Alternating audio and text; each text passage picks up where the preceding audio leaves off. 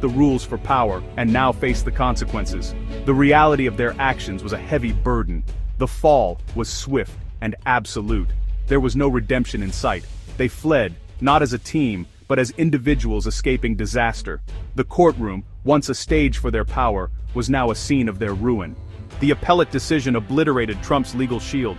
Years of delay tactics, appeals, motions, jurisdictional games ended in an instant. The court not only denied the appeal, but lifted all stays. No more rabbit holes, no more time. The consequences, once distant, now arrived with speed. Sentencing in the underlying case was imminent. The conviction was no longer abstract, it was real. Prosecutors in other cases were emboldened. The precedent was clear. Claims of executive authority would no longer shield him. The legal fortress was breached, the gates thrown open. Trump was now just another defendant, stripped of special protections. The shield was shattered beyond repair.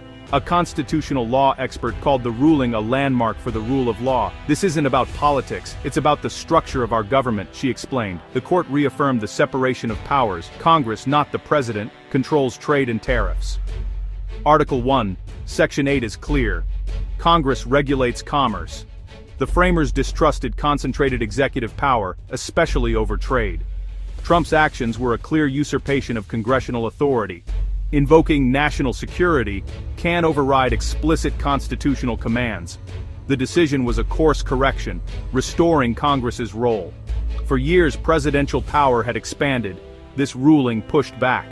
The court enforced the laws written for over 2 centuries.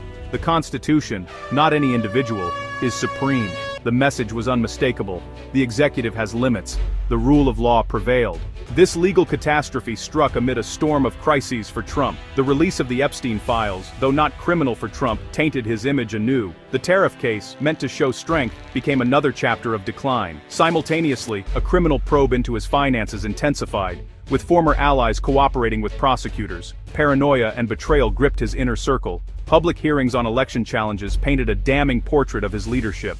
The steady drip of revelations eroded his credibility. The appellate ruling landed on fertile ground of public skepticism. Each crisis amplified the others, a perfect storm. The legal defeat symbolized a broader collapse. The sense of invincibility was gone, replaced by vulnerability.